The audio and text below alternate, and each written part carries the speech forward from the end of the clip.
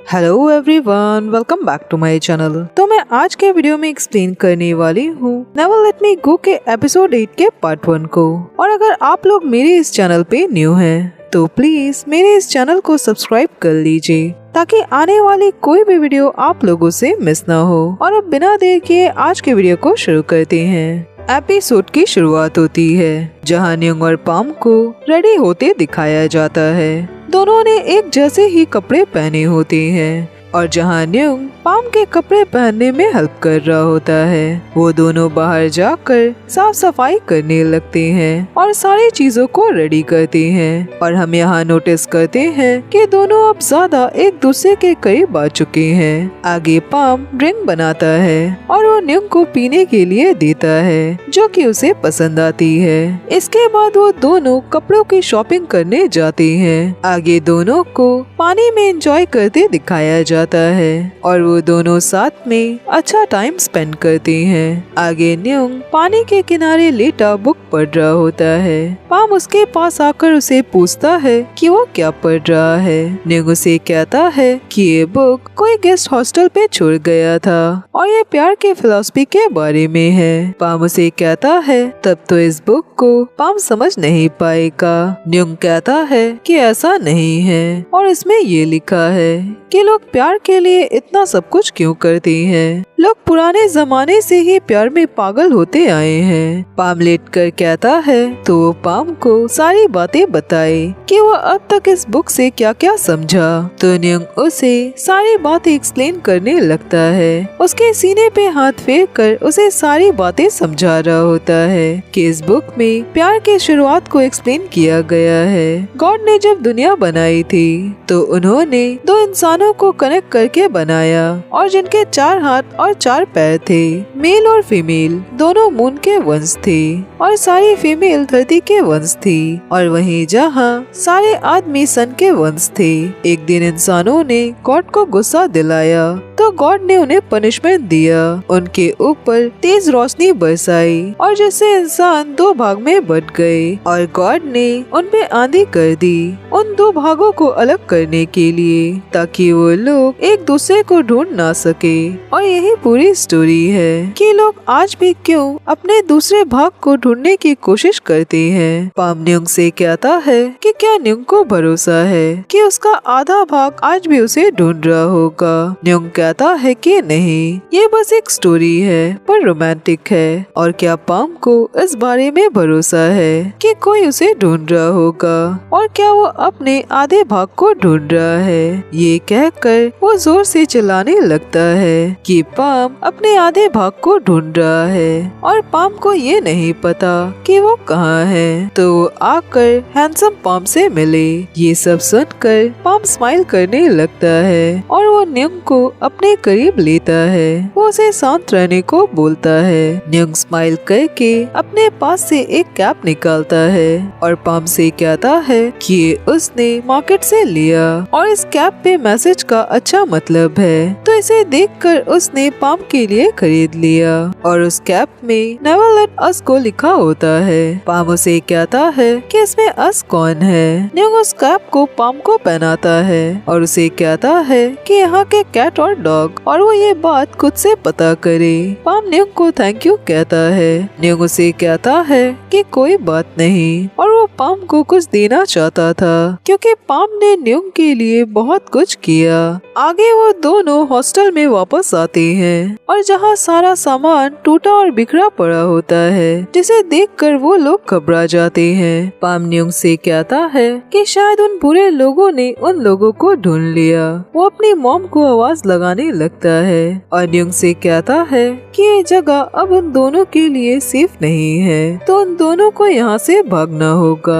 वो दोनों जाकर जल्दी जल्दी अपनी चीजें पैक करने लगते हैं। वापस नीचे आने पर उन्हें पाम की मॉम वहाँ दिखती है और वो वहाँ सारी बिखरी चीजों को ठीक कर रही होती है। पाम उन्हें कहता है कि यहाँ पे क्या हुआ था और उन लोगों ने उनके साथ क्या किया। पाम की मॉम कहती है कि कुछ भी नहीं और वो दोनों क्या कहीं जा रहे हैं। पाम कहता है कि पाम और न्यूंग को ढूंढ लिया गया है तो उन्हें यहाँ से भागना होगा वरना वो लोग न्यूंग को जान से मार देंगे।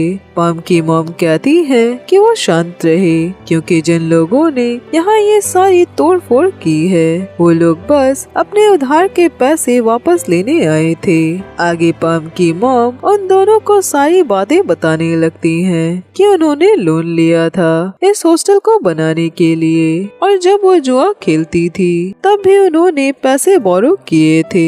पाम उन्हें पूछता है कि उन्हें कितने पैसे वापस करने रह गए हैं। उसकी मॉम कहती है कि 3 लाख से ज्यादा, पर उन्हें नहीं पता कि इंटरेस्ट ऐड करने के बाद उन्हें कितने पैसे देने होंगे और लोन देने वाले लोग हर बार कॉन्ट्रैक्ट के रूल बदल देते हैं। पाम उन्हें कहता है कि अगर उन्होंने पैसे वापस नहीं किए तो क्या बात बहुत ज्यादा बिगड़ सकती है।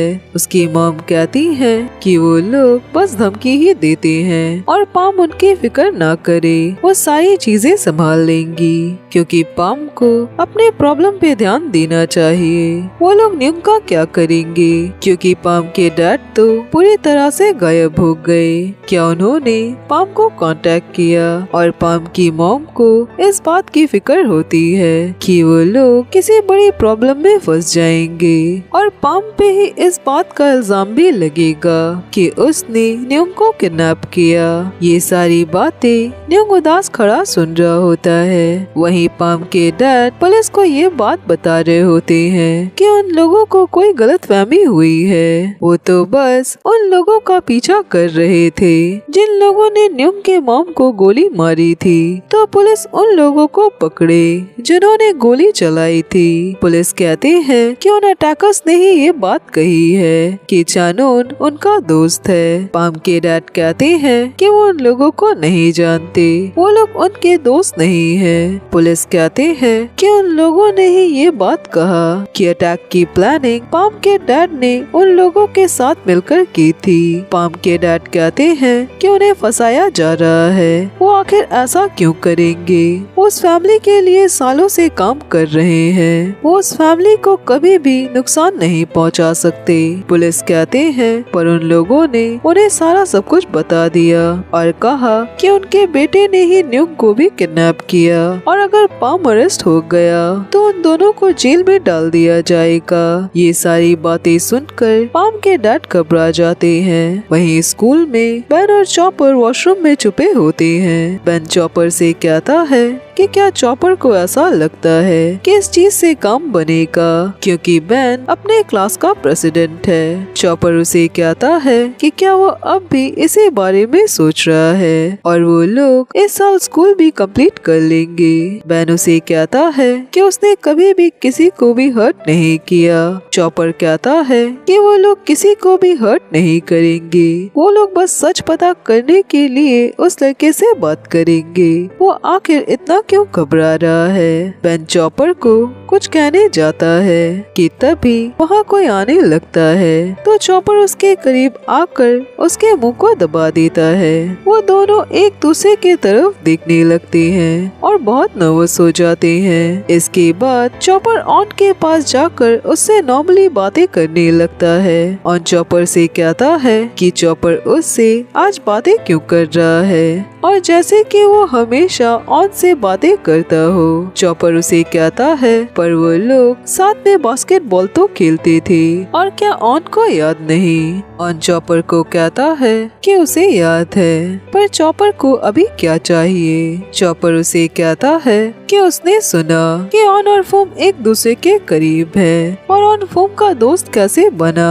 ऑन उसे कहता है कि ऐसा नहीं है और वो लोग बस कभी कभी ही बातें करते हैं। चॉपर उसे कहता है पर उसने तो फोम को उसे पैसे देते हुए भी देखा था। उसने फोम के लिए कौन सा काम किया जो फोम ने उसे पैसे दिए थे।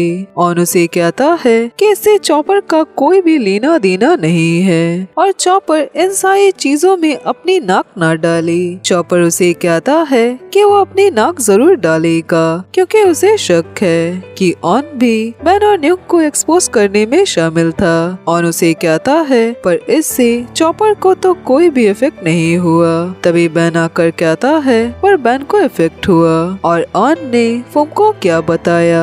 क्या उसने फुम के साथ मिलकर न्यूंग और बैन को एक्सपोज किया और क्या इसीलिए फुम ने उसे पैसे भी दिए थे।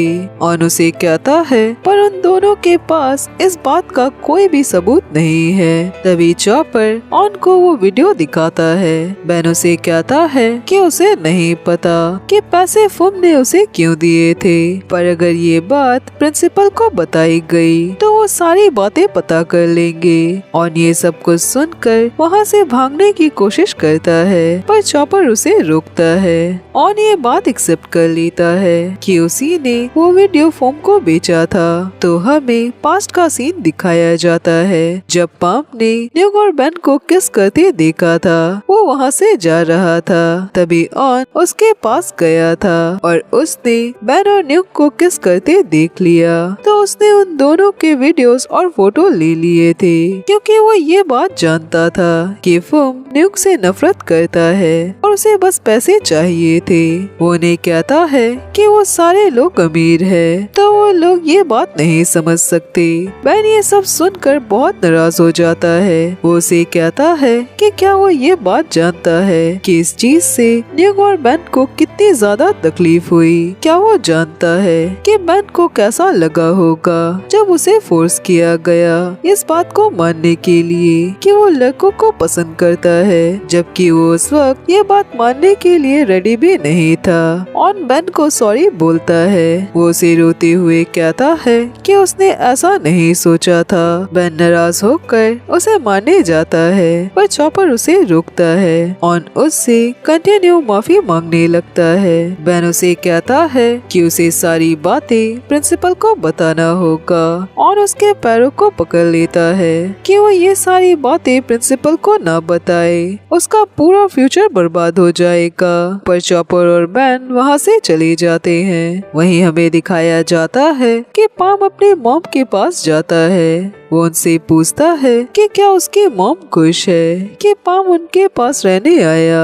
पाम की मॉम उसे कहती है कि हाँ वो खुश है, पर वो ये बात क्यों कह रहा है? क्या उसे ऐसा लगता है कि उसकी मॉम उसे प्यार नहीं करती और ना ही उसे याद करती है? पाम कहता है कि अगर वो उससे प्यार करती है और उसे याद भी करती थी तो उन्होंने कभी भी पाम को कांटेक्ट करने की कोशिश क्यों नहीं की। पाम की मॉम कहती है कि उस वक्त पाम के मॉम को ये बात नहीं पता थी कि मॉम बनना कितना ज्यादा भारी था। उन्हें अपने सपनों को, अपनी खुशियों को और अपनी जिंदगी को छोड़ना पड़ा, पर उन्हें अपनी लाइफ जीनी थी। उन्हें अपना खुद का हॉस्टल खोलना था, स्मोक और ड्रिंक भी करना था, नशे में डांस भी करना था। पाम उन्हें कहता है कि अगर वो पाम के डैड के साथ रहती तो क्या वो ये सब कुछ नहीं कर पाती। पाम की मॉम कहती है कि अगर वो पाम के डैड के साथ रहती तो वो कभी भी ये सारी चीजें नहीं कर पाती। और पाम खुद ये बात सोचे क्योंकि पाम के डैड पाम के लाइफ को भी कंट्रोल करते हैं। उन्होंने पाम को न्यूंग का बॉडीगार्ड भी बना दिया। पाम ये सारी बातें सुनकर उदास हो जाता है। उसकी मॉम आकर उसके पास बैठती है और उसे कहती है कि उन्होंने पाम को छोड़ दिया था, पर इसका मतलब ये नहीं है कि वो पाम से प्यार नहीं करती थी। वो बस सेल्फिश थी और इन सारी चीजों में पाम की कोई भी गलती नहीं थी। और पाम एक दिन ये सारी बातें समझेगा जब उसे लाइफ में ड्यूटी और अपने दिल के बीच में किसी एक को चुनना होगा। वो पाम को सॉरी कहती है कि वो अपने आप को पाम से ज्यादा प्यार करती है। ये कहकर वो पाम को हक करती है। आगे पाम और न्यूंग को हॉस्टल में काम करते दिखाया जाता है। वो लोग रिसेप्शन में काम कर रहे होते हैं। पाम न्यूंग से कहता है कि क्या लोन चुकाने जितने पैसे हो गए। न्यूंग उसे कहता है कि नहीं, पर अगर यहाँ ज्यादा टूरिस्ट आएंगे तो शायद पैसे अरेंज भी हो जाएंगे। पाम उसे कहता है कि यहाँ वेदर अब चेंज हो रहा है तो अब ज्यादा टूरिस्ट आने के चांसेस है। तभी वहाँ पे अचानक से मैगी बहुत सारे टूरिस्ट के साथ आती है और वो न्यूंग और पाम को वहाँ देखकर चौंक जाती है। वो आकर पाम से बातें करने लगती है। न्यूंग उसे वहाँ देखकर पाम की तरफ दिखने लगता है। पाम मैगी से कहता है कि मैगी यहाँ पे क्या कर रही है। मैगी उसे कहती है कि उसने पाम को इस बारे में बताया था कि वो असिस्टेंट गाइड का काम करती है, तो वो यहाँ इन सारे टूरिस्ट को लेकर आई उन्हें यहाँ विजिट करवाने, और उन लोगों ने इसी हॉस्टल में भी रूम बुक किया। पर मैगी ने अपना रूम दूसरे हॉस्टल में बुक किया है। पर पाम यहाँ पे क्या कर रहा है। पाम उसे कहता है कि ये हॉस्टल पाम की मॉम का है। मैगी ये सुनकर उस जगह की तारीफ करने लगती है और उसे कहती है पर उसने अपना रूम पहले ही दूसरी जगह पे बुक किया था। अगर उसे ये पता होता तो वो भी यहीं पे रूम बुक करवाती। वो पाम से कहती है कि अब उसका काम कंप्लीट हो चुका है। और क्या पाम का काम कंप्लीट हो गया? क्या वो और न्यूंग अब फ्री है? और क्या पाम मैगी को आसपास की जगह घुमाने ले चलेगा?